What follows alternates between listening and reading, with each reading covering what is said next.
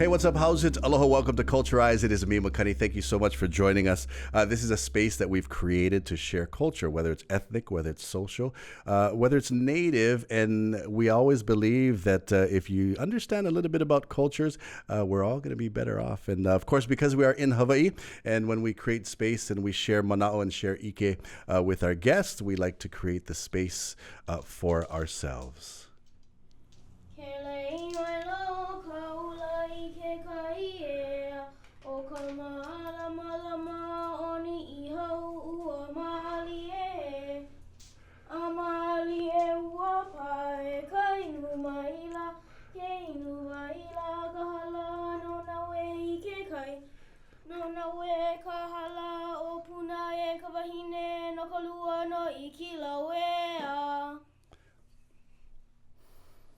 Mahalo Ilona, the Kanaka Kid. You can follow him on YouTube as well. I'm welcoming our guests. Speaking of guests, I'm so excited. I'm humbled and privileged, and everyone in the room was a little bit on edge because they wanted to make sure everything looked good because we have some of Hawaii's greatest designers.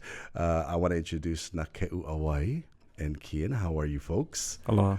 Aloha. First of all, mahalo for being here. I know you folks are busy making everybody look good. It's a Sunday. It's a Sunday. Right? This is our church. I want to get right into just talking story about you, and then we'll get into, the culture of design. Okay, where did you grow up? Born and raised? Well, I was born in Honolulu in March 1938. I grew up in the Punch Bowl area in Milo Lane, which started at Lusitana and ended at 4th Street. That was when 4th Street came from downtown all the way up to Kuakini. Wow. So I'm trying to picture it in my head. 4th Street went all the way, and where did they cut it off? They cut it off. By School Street. School Street. What high school did you go to? Well, first of all, I went to Mrs. Lota's kindergarten school at Kauai Church. Wow. And then from there, I went to Royal School, 1st grade to 6th grade. You know what I love about that?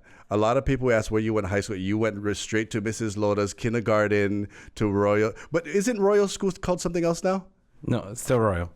There was Central Middle School that has been changed. Oh, see, I'm learning things all the time. So Royal School, and then after that? Then I tried for Kamehameha, and I got into Kamehameha School for boys. Back then it was divided. Wow. Meaning it wasn't co-ed. When did it become co-ed? I don't know, call them. Anybody know? When did it become co-ed?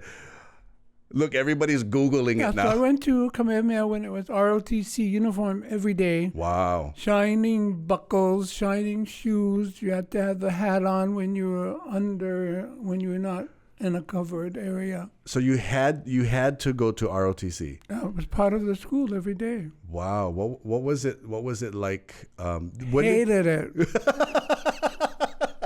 Say it again. I hate it.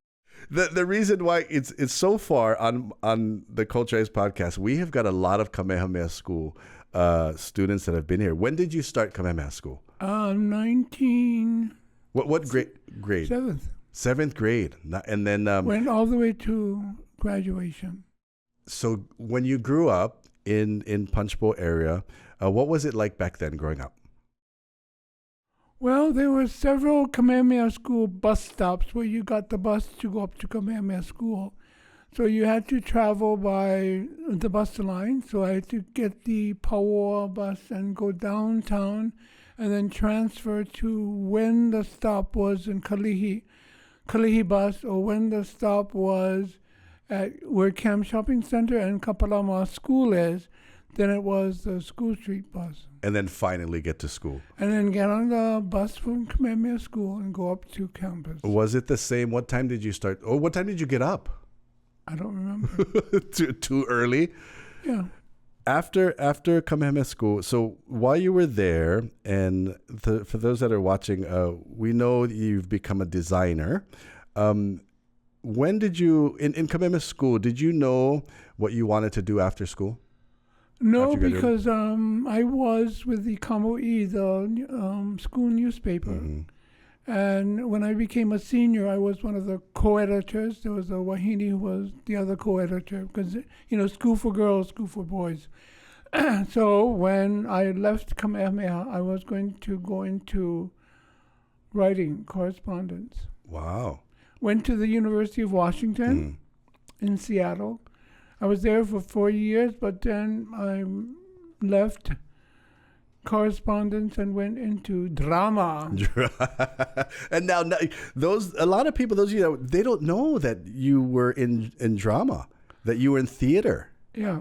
That was so I was in drama and took all kinds of drama courses, graduated in theater arts.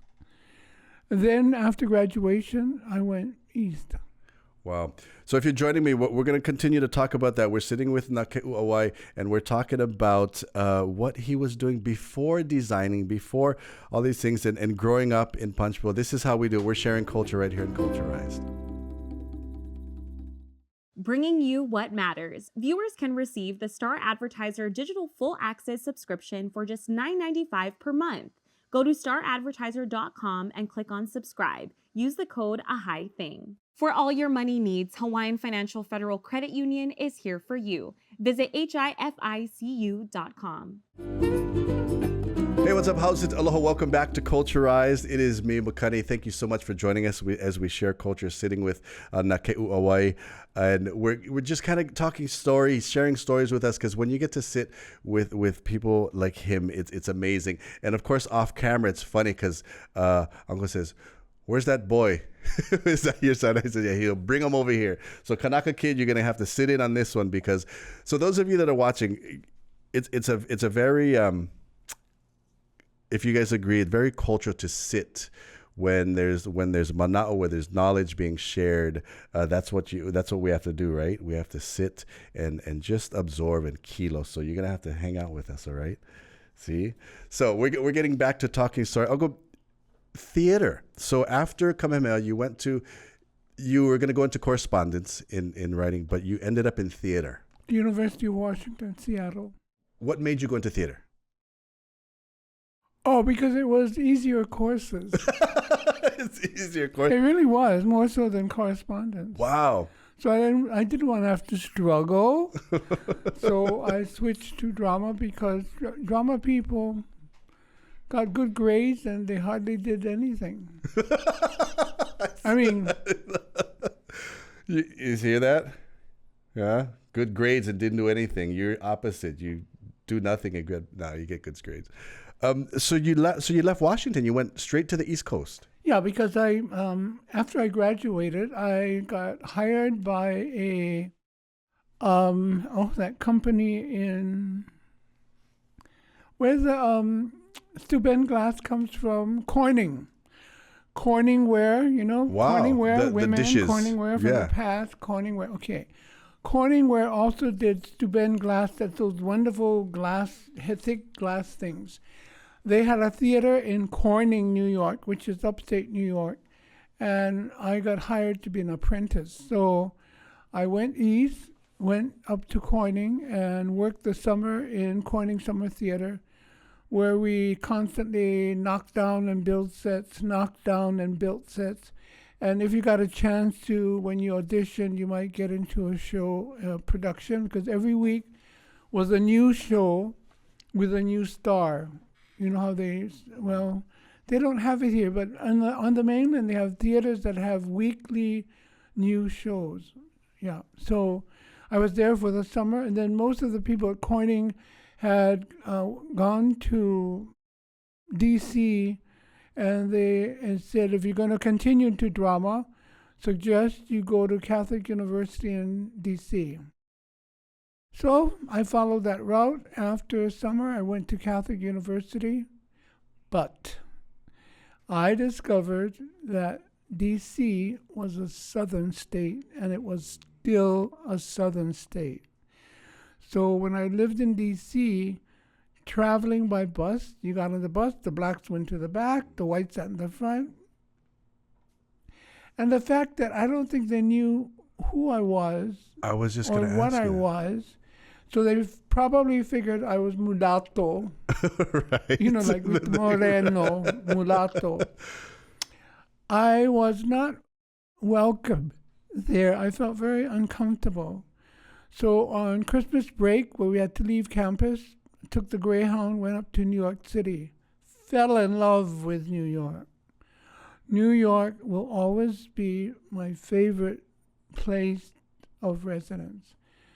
So after Christmas break, went back to D.C., picked up the phone, called home, and told my parents, I'm leaving graduate school.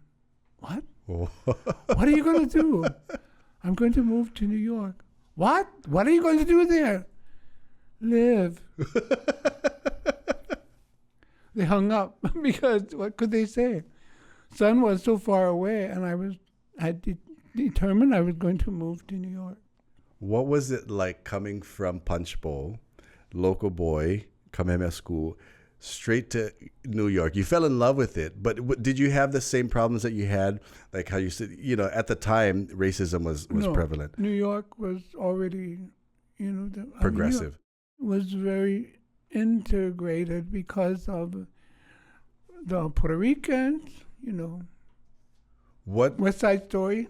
That's right. Okay, so I want to get into some of the theater that you did, but I also want to talk to, there's someone sitting next to you because we want to get into passing on knowledge and passing on things and just like how he has to sit here, we're going to find out what this is all about. So if you're joining us, this is Culturize. We're sharing culture, sitting with Nakeʻu Awai. It's going to be an amazing show. Thank you for joining us. Culturize, brought to you by Beachside Roofing, the leaders. Hey, what's up? How's it? Aloha. Welcome back to Culturized. We are here and just sitting and listening to stories from Nakeʻu Awai. A lot of you know him as a designer, but some of you never knew that theater was his original background. And Uncle, so when you were doing theater, what part of theater, it sounded like you were doing everything from set design to on stage. What was your favorite part of theater? On stage. Some of the productions that you've been in. Well, I did a lot of flower drum song. When I was in New York City, the shows were all white. I didn't realize it until I left New York that I would never, ever, although I went to auditions, I would never, ever get hired. Because if you drop a popolo berry into the vanilla, all the people watching are going to eat the popolo berry instead of vanilla. Wow. You know what I mean? The shows were all white. So instead of my being informed, I just went to auditions and I got into flower drum song. It was POW on Broadway, so I got into flower drum song on tour. Wow. Which is interesting because you go to town to town to town. What was that like back then? And when you toured, how did they treat the touring group the same as the Broadway group? Yeah.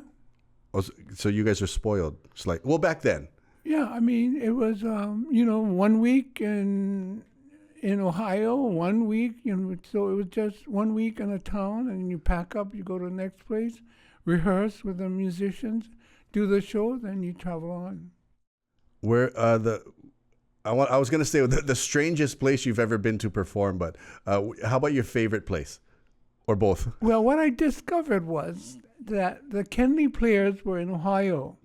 They were in Columbus as well as they were in a small town.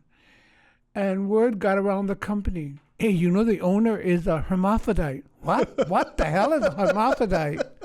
Speaking about learning, right? Well, you see that guy, he's the owner, Kenley. He has both. He has the Wahine and the Kane. So he's registered with U.S. government, and he can go anywhere in the world and sign in as Mr. and Mrs. John Kenley. Wow. So it's like learning on the road, yeah. And interesting place performing flower drum song was Atlantic City, where the Mafia guys were part of a thing called 200 Club, or Club 200. It was run by Mafia, and I guess Mafia enjoyed Orientals. So flower drum song was there, and that was interesting. Besides New York at the time, was Atlantic City the hotbed of theater? It was just no, I think New York City and tours were. Atlantic City, it wasn't all year round, Club 200. It was only, and that was before all the gambling places opened. Oh, right. It was just in Atlantic City where they had Miss America. So now theater was going on. When did you come back or decide to come back home to Hawaii? And when did design start? My last went to New York City when I could then afford an electric blanket and use it and go, oh. I said, I'm not spending another winter in New York because I lived in Brooklyn Heights, which is up high. Wow, yeah. You know, lower Manhattan, you go under the river, and the next stop is Brooklyn Heights. So it was up high. I mean, the lovely thing about Brooklyn Heights is you can walk on the Esplanade, and you can see lower Manhattan, you can see Statue of Liberty, the Jersey coastline. I mean, it's fabulous, but cold. So, and I lived in a 5-story walk-up. We are sitting and talking with Nakeʻu Awai. I can sit and listen for days. If you want to continue to do that, you got to go get join us on our extended version, which is coming up. But we're going to continue to talk to him more about now coming home and now becoming one of Hawaii's greatest designers. Stay with us. This is Culturized. Long's Drugs is always here for Hawaii, providing your family with their local favorites, accessible health and wellness services to keep you safe and healthy. Make Long's a part of your day. Hey, what's up? How's it? Aloha. Welcome back to Culturized. We are sitting with Nakeʻu Awai. I'm so excited that you're here. Kian is here as well. We're gonna find out. I mean, you've got some kuleana. Like you've got that head nod was like, whoa. We're talking about Lono just got back from a trip from you guys went from Dallas all the way to New York in an RV. Can you share with him when you what was it like? He was spoiled in an RV. How did you go? Well, my mom wanted to see America. She loved traveling. So she met me in Seattle after my freshman year. We got on Greyhound bus and went from Seattle all the way across Montana down to Chicago, then all the way across to the East Coast, and went to visit old friends up in northern New York, then went all the way down to New Orleans, then went all the way across Texas. Is such a humongous state. All the way across back to the West Coast and came home via LA. That is cool. And then you were saying, Lono, what did Uncle say? You got to see the world, right? Yeah, because I've been fortunate. While I was living in New York, I got hired to do a musical in Germany. And I flew to Germany and took the train all the way down to Greece and spent the summer in Greece, getting on the beach and so I had some color in the skin. And what I still remember was I was on the beach, I had my little transistor, and I turned it on, and guess what? I ended up crying, because guess what I heard? Hi, this is Webley Edwards saying, welcome to Hawaii. Okay, you got to tell them what a transistor was. Oh, it's a little radio that I had with me. Because, when you travel, you humbug if you take too many heavy things. And I cried and cried and cried because I realized how far away I was from home. Wow. So with that, so speaking of home, and then when we decided to come home. Well, what year was that? Oh, don't remember, but see, so last winter in New York, I decided to go home because it was too cold. So I traveled across to the West Coast, came home, did my one and only Honolulu theater production of My Fair Lady at the Ruger Theater. Wow. When it was Ruger Theater, yeah. And so I was performing in that, and a show was opening in Reno, Nevada, because Reno was also a gambling town. There was a casino called Golden Casino, and it was putting a show together called Hello Tokyo. And so I got hired to fly up there to join the company. And the 3 male singer-dancers were myself, a guy, Japanese guy from Canada named Bob Ito, and the last one was Jimmy Borges. Wow. Remember him? Yeah. Jimmy Borges. Yeah. And you guys would travel back and forth? No, it was just in this casino in Reno for 4 months. Wow. So when that was POW, the producers said, "Oh, we don't want to have to send you back to Hawaii, because wherever they hire you, you get they fly you up, they fly you back. Why don't you come to LA, because the producers, we have these apartments you can stay in, because if the show goes on, then you will just jump on with us." So that got me to Hollywood. When did design start for you? Okay. Clothing? While I was in Hollywood, the show, that Hello Tokyo never went on. So I started auditioning for musicals on TV. During that era, TV musicals were very big, very popular. The Elvis Presley special, the Dionne Warwick special, the Petula Clark special. So I did a lot of TV musicals. And so I lived in Hollywood for about 7-8 years. And while I was there, Pake aside, when you're not doing TV, another job. And so that was when I went into, with another guy from Hawaii, we went into macrame. Whoa. Macrame is that woven stuff Right. that I guess people remember when hippies used to use My mom used to do that. hemp rope, and they used to macrame wall hangings and stuff. I want us to continue more on. Now we're going to get into Nakeʻu Awai, the clothing designer, because there's so many people that you influenced in contemporary Hawaii, which is why Kian's sitting here. So if you want to find out now about that part of Nakeʻu Awai, join us on the extended version on YouTube. Hit up all of our social media platforms. This is Culturized.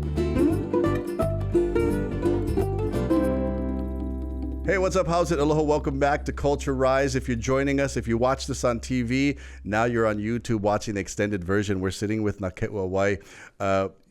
Got a glimpse into his life before designing. He became one of Hawaii's hugest designers. Some things that were attached to your name is the muʻumuʻu, right? You started designing in Hollywood, and do you remember? You were at the time. Were you silk screening? What was the first design that you made? I wasn't doing Hawaiian stuff, but basically. I got into macrame, and I was doing macrame for various fashion designers, and that's how I got into the fashion world. One of them was Bob Mackie, who did the costumes for Cher and for the television shows like Carol Burnett, da-da-da-da-da-da.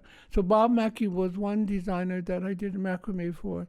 The other one was, and people that don't remember, a designer who goes way back, and his name was Jean-Louis.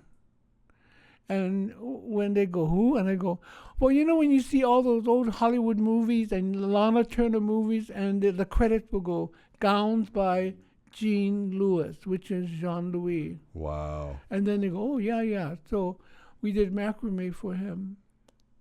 And then you fast forward. Were you still you stayed in Hollywood, or you coming back and forth to Hawaii at the time? No, I was still in Hollywood until one time when I had some time off. I decided to come home to visit my folks. And when I came back, I saw they were much older, and my siblings were all on their own. So I felt I should come home and take care of them. And what was the mindset? What was your mana when you got into now designing Hawaii themed clothing? Well, when I first came back, another Hollywood person, Alan Akina, and I came back at the same time. And we both started together, and he went Waikiki, and I decided when I was going into designing, I wanted to do for local people. So I moved to Kapalama. And you've been there ever since? Yeah. What was your first design? Was silk screening your first thing? No. After macrame? No, because then when I got into designing, I figured if you're going to go into women's clothes, go to the best. Do you remember who the best store was? At the time? No, I was going to say Macy's, not Macy's. Do you remember Liberty who the House. best one? Well, who knows? Come on, you guys. Before Liberty House. The number one female store in Honolulu was Carol and Mary. Oh, man. I remember. I can hear the commercial. Everybody in this room is like under 30, I think. So, like, who? Carol and Mary was the number one wahine store. Liberty House was there. Makarani's was there. This is all Alamana Shopping Center. And Ross Sutherland was the Connie store, the best men's clothes. Yeah. So I got involved with the wahine store, and I wanted to do a line with Palaka because I figured if I was going into making clothes, Palaka was always a part of Hawaii. Because I did research on Palaka, that it came in the early years when there were just mercantile stores downtown, and Palaka was very popular with the Japanese that worked in the fields, if you look at old pictures, and very popular with Paniolo. Now, all this knowledge that you have in design, just like you told me, Lono has to sit here. Kian is sitting here next to you. Were you always into design as well? No. I was always involved in the business. Okay. And so from a very early age, I would say 4 or 5, I used to work alongside my uncle at various craft fairs. And I've just always been involved. There are some costumes in the shop that we actually just passed on to Kuha'o's family. And so his daughter is now wearing some pieces that were actually created for myself when I was probably 3 or 4 years old. Because I want to get in the importance of passing on knowledge, right? Now, you were a huge influence. You know, those of you that are watching today, you see people like Sig Zane, you see the Manuhiali'is. A lot of people don't know that it's you, right? That correct me if I'm wrong, that these names are synonymous. They think they're separate, but they're actually synonymous with you. What is the relationship with Manuhiali'i, Sig Zane, and any designers today? Well, she was a young designer that I pushed into getting more involved. And when I first knew Sig, he was basically printing fabric. He has always been a wonderful artist when it came to growing things, the foliage of Hawaii. And so he was basically just printing fabric and selling pareos at swap meets and stuff. Because you also, is it fair to say that some of the knowledge that he has is thanks to you? Well, I don't know. You got to talk to him. You got to invite him over from Hilo. You got to take a trip to take the crew and go to Hilo. So, and then now passing on knowledge to them, and then when did you get involved? And was it one of those things that's just kuleana? So in May of 2021, there was the discussion about kuleana and Uncle wanting to make sure that I knew that this was his wishes. And so, our family has taken on the caregiving responsibility of Uncle. And so we have his home care as well as we have the care of the business. And that's such a cultural concept is you're not going to take care of one thing. You're going to take care of everything. Right? At the time when you started, now you're involved in every process of designing business. And what's it like? What's it like to get knowledge from somebody like Uncle? Is there pressure?